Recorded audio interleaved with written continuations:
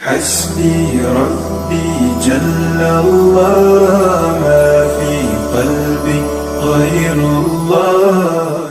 اگلا دن جب آیا صبح کے ٹائم، لوگ دیکھتے ہیں کہ ابو بکر صدیق نکلے، مدینہ کی تجارتی منڈی میں جا رہے ہیں، رستے میں حضرت عمر ملے۔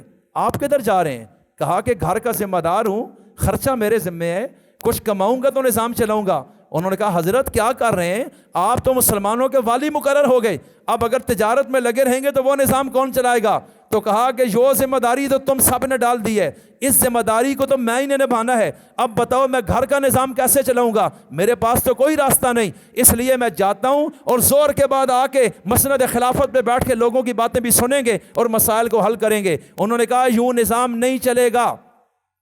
اور یہ کون سے صحابی ملے حضرت ابو بکر کو؟ اونچا بولو۔ اور عمر کون ہے؟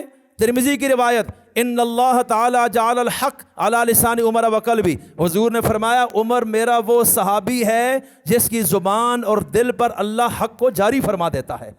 یہ عمر رستے میں کدھر میاں آپ کہاں جا رہے ہیں؟ ہمارے دوست ہیں، لختے جگر ہیں، ہم جگری یار ہیں ایک زمانے سے، ہم آپ کو جانتے ہیں لیکن ایسے نہیں جانے دیں گے، واپس آ جائیں۔ انہوں نے کہا میری مجبوری ہے، آج تو مارکیٹ میں جا کے حلال کی کمائی کر کے آنی ہے۔ انہوں نے کہا چلیں اب ہم سوچتے ہیں۔ حضرت عمر نے شورا کو بلا لیا، سارے بڑے دماغ اس میں بیٹھ کے جڑ گئے کہ کچھ فیصلہ کرو۔ کیا فیصلہ کرنا ہے؟ خلیفہ وقت کی بیت المال سے کچھ تنخواہ مقرر کی جائے تاکہ گھر کی ذمہ داری سے عہدہ برآ ہو جائیں۔ اب جب انہوں نے یہ طے کیا اور اس میں ایک تنخواہ مقرر کر دی، اب حضرت ابو بکر کے پاس گئے کہ حضرت آپ یہ مہینے کی تنخواہ لیں گے، اور کتنی؟ جتنی ایک مزدور کی ہوتی ہے، کسی وزیر کی نہیں، ایک مزدور کی جو یہاں بیچارے منڈیوں مارکیٹوں میں کام کرتے ہیں، وقت کے خلیفہ کی اتنی تنخواہ ہے۔ حضرت صدیق اکبر نے کہا میں یہ لے نہیں سکتا، میرا ضمیر نہیں گوارا کرتا، وہ تو میرا فرض ہے جس کو میں نے ادا کرنا ہے۔ لیکن بہرحال ان کا فیصلہ تھا صحابہ کا،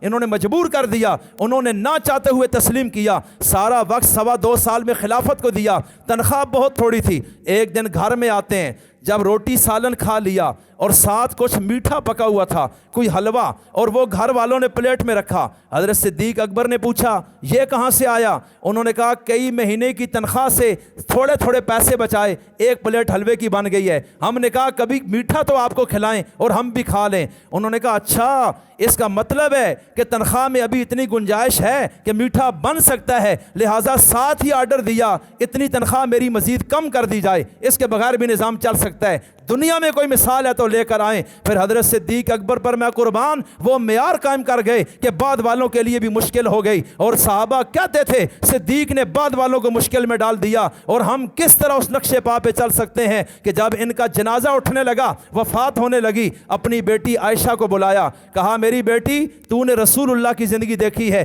کس قدر سادگی پسند تھے، کپڑے کیسے، کتنے پھٹے پرانے کپڑے بھی سردار دو جہان نے پہنے ہیں، کئی دن تک چولہا نہیں جلا، پیڑ پہ پتھر اور جو کھا کر گزارا کیا، تو میں تو انہی کا تربیت یافتہ ہوں، مجھے تو مسلمانوں نے مسند پر بٹھایا اور تنخواہیں دینی شروع کر دیں۔ اس لیے میں آج ایک بات تمہیں بتانے لگا ہوں کہ میں جب مر جاؤں تو پھر میرا ایک پلاٹ ہے جو مدینہ میں فلاں جگہ ہے، اس کو بیچ دینا، اور یہ میری وصیت ہے۔ اور 2.25 سال میں نے جتنی تنخواہ لی ہے وہ ساری تنخواہ کا حساب لگانا، اور میرا وہ پلاٹ بیچ کر وہ 2.25 سال کے پیسے دوبارہ مسلمانوں کے بیت المال میں جمع کر دینا۔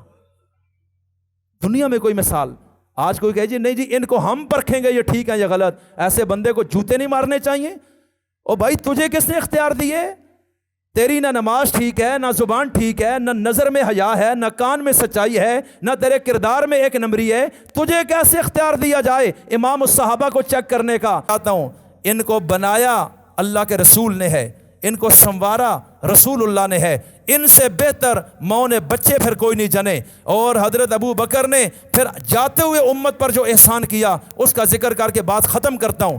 آپ کی وفات کا وقت آیا، حضرت عمر تو بہت جلالی تھے، غصہ ان کو بہت آتا تھا، لمبا قد تھا، اور حضرت عمر کے راستے سے شیطان بھی بھاگ جاتا ہے، یہ حدیث میں آتا ہے۔ رسول اللہ نے فرمایا میرے بعد اگر کوئی نبی بنتا عمر بن خطاب بنتا، یہ کوئی عام انسان نہیں ہے، یہ جب قیامت میں اللہ کی برگاہ میں پہنچے گا حساب کے لیے، یہ قیامت کے دن پہلا شخص ہوگا جس کو اللہ خود کہے گا السلام علیکہ یا عمر، اے عمر میں رب تجھے سلام پیش کرتا ہوں۔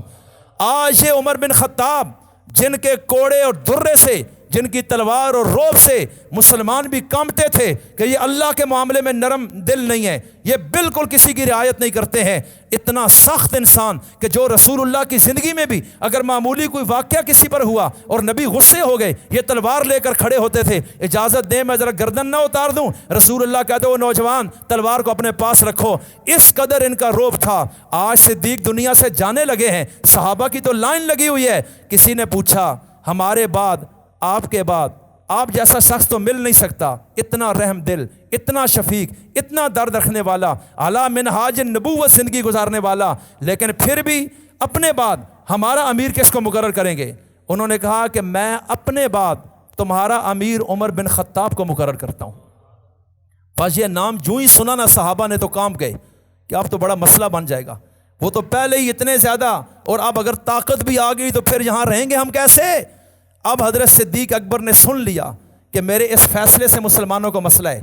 آپ اس بیماری کے عالم میں خادموں کو کہا مجھے گھسیٹ کر، پاؤں گھسٹ رہے ہیں جیسے رسول اللہ کے، 15 دن بیماری میں گزارے، اور پھر ممبر تک آئے، وہاں ایک خطبہ دیا، فرمایا میں بعض باتیں سن رہا ہوں اور تم یہ سمجھتے ہو کہ عمر کو خلیفہ بنانا تمہارے حق میں بہتر نہیں ہوگا کہ عمر سخت بہت زیادہ ہے، اور جب اختیار آئے گا تو مزید سختی پیدا ہو جائے گی۔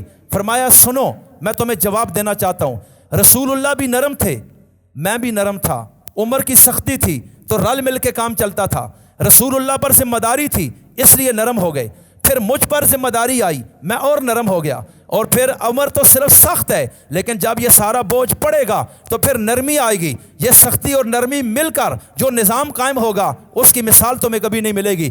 اگلی بات بھی سن لو، اگر تم یہ کہتے ہو کہ قیامت میں اللہ کو کیا جواب دوں گا کہ میں نے عمر کو اپنا جانشین بنا دیا ہے، تو فرمایا سنو میں تمہیں بتانا چاہتا ہوں یہ میرا اور میرے رب کا معاملہ ہے، مجھے کوئی فکر نہیں ہے، تم مطمئن ہو جاؤ، اور میں پوری طرح مطمئن ہوں کہ میں نے کس کو اپنا جانشین بنایا ہے، اور یہ میرا رشتہ دار نہیں، میں نے اپنے بیٹے کو بھی نہیں بنایا، اپنے خاندان کے لوگوں کو، لیکن یہ جواب میں نے دینا اللہ کی بارگاہ میں، اور جب میں پہنچوں گا اللہ مجھے پوچھ لے کہ اپنے بعد مسلمانوں کا امیر کسے بنایا ہے، میں کہوں گا ربا اسے بنایا ہے جس کے دل میں سب سے زیادہ تیری عظمت اور تیری محبت موجود ہے، اور تیری مخلوق میں اس سے افضل شخص دنیا میں کوئی نہیں، یہ میں جواب دے دوں گا، یہ قیامت کا بوجھ میرے سر رکھو۔ اور پھر جب حضرت عمر آئے 10.5 سال میں وہ کمال کر گئے، آج تک انگریز بھی کہتا ہے ماں نے ایسا عادل پھر کوئی نہیں جنا۔ اور پھر حضرت عمر کا جب جنازہ اٹھا مدینہ میں کوہرام مچ گیا، اور تاریخ میں جتنا لوگ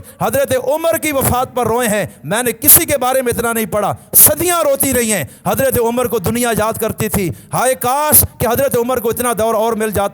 یہ وہ صدیق اکبر کا فیصلہ ہے جو اس امت پر احسان عظیم ہوا ہے۔ اللہ ہمیں امام الصحابہ حضرت صدیق اکبر سے سچی محبت نصیب فرمائے، اور ان کی سچی تابعداری نصیب فرمائے، اور ان کے کردار کو ہمیں اپنانے کی توفیق عطا فرمائے۔ وما علینا الا البلاغ۔